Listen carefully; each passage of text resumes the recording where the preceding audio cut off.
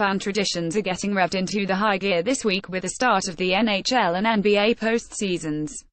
All around the country you'll see playoff beards, whiteouts and sea creatures tossed onto the ice.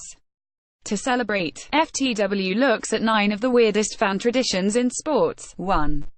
University of New Hampshire hockey. Fish throwing. As this list will show, there are few things hockey fans love more than throwing a limp, cold-blooded vertebrae over the boards.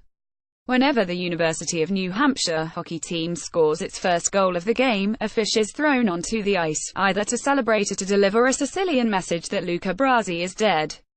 2. Wake Forest sports. TPing the quad after big wins by Wake Forest sports teams. So, like every 3 or 4 years, students raid the dorm bathrooms and roll the October Glory red maple trees lining the main quad.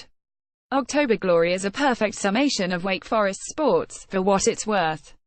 For the biggest of victories, such as when the team won back-to-back ACC tournaments with Tim Duncan and took home the ACC football title in 2006, the quad is a virtual whiteout, with the ground and trees looking like they've been hit by a one-ply blizzard. 3.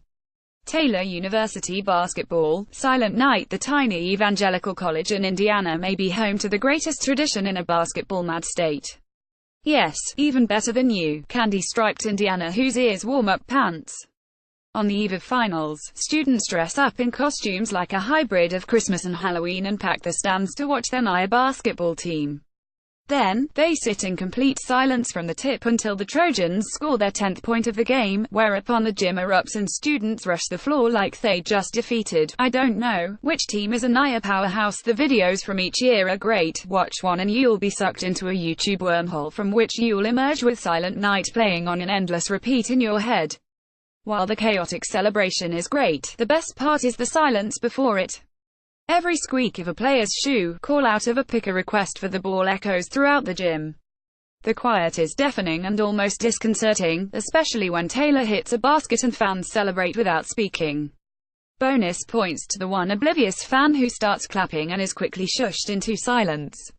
It's been a successful gimmick. Taylor has never lost the Silent Night game in its 21-year history. 4. University of Pennsylvania football. Toast toss. Before the 1980s, the Penn Band would play a song called Drink a Highball, that concluded, drink a highball and be jolly, here's a toast to dear old Penn. Fans would take the direction literally and take a nip of a drink. When alcohol was banned from Franklin Field, students had to get creative, which, in this case, meant stealing a move from those cult, interactive viewings of the Rocky Horror Picture Show. Ab photo, Chris Gardner. When a character in the film offers a toast, fans threw toast at the screen. Since the last line of the highball song is here's a toast to dear old Penn, students simply borrowed the tradition. Now, when the song is played, thousands of pieces of toast are just plain bread, because what college student owns a toaster, are hurled onto the field. This being an Ivy League school, there's also a so-called toast Zamboni that was made by engineering students to pick up some of the projectile. 5. John Brown University basketball. TP night. Tiny John Brown University, another religious school in the Midwest, becomes a mix of New Hampshire, Wake Forest and Taylor University on TP night, when the student body throws hundreds of rolls of toilet paper on the floor after the team's first basket. JBU is assessed a technical for the outburst, but nobody seems to mind. 6. Detroit Red Wings octopus throw. In 1952, 2 Detroit brothers brought an octopus to the Red Wings' first playoff game and threw it on the ice. The 8 legs of the cephalopod represented the 8 games the team needed to win in order to win the Stanley Cup. The tradition continued for decades, picking up steam during the team's dynastic run of the late 1990s. Back then, the team openly encouraged the celebration, but now they have to look the other way, a result of NHL rules and Detroit law. The throwing of an octopus results in ejection and a $500 fine, but the Red Wings take care to note that a police officer must see the throw in order for a fan to be ticketed. 7.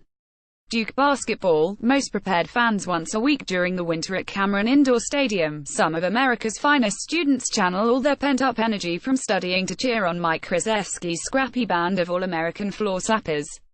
Painted up like investment bankers on a retreat to Burning Man, the blue-chested, blue-faced student body appears to cheer spontaneously but actually reads off pre-written cheer sheets.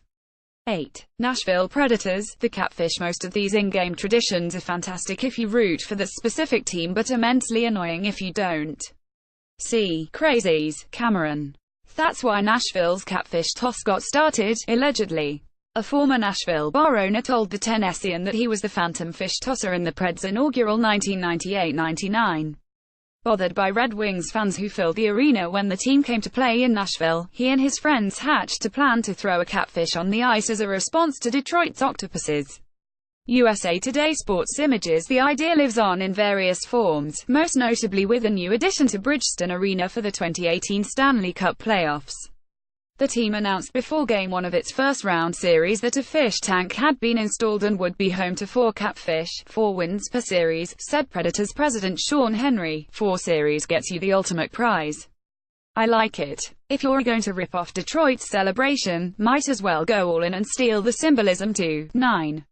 Chelsea football. Celery. For years, fans of the British football club brought celery to Stamford Bridge and threw it on the field, creating the kind of general mayhem you'd expect from English soccer fans. Why celery? No one quite knows. One origin story is that it was taken from a lower league team that had its field overrun with celery in the off-season. The celery tossing, which was accompanied by a bawdy chant, was halted after it interrupted a 2007 game with Arsenal, but fans still bring it to victory parades and away games despite it being the least nutritious vegetable.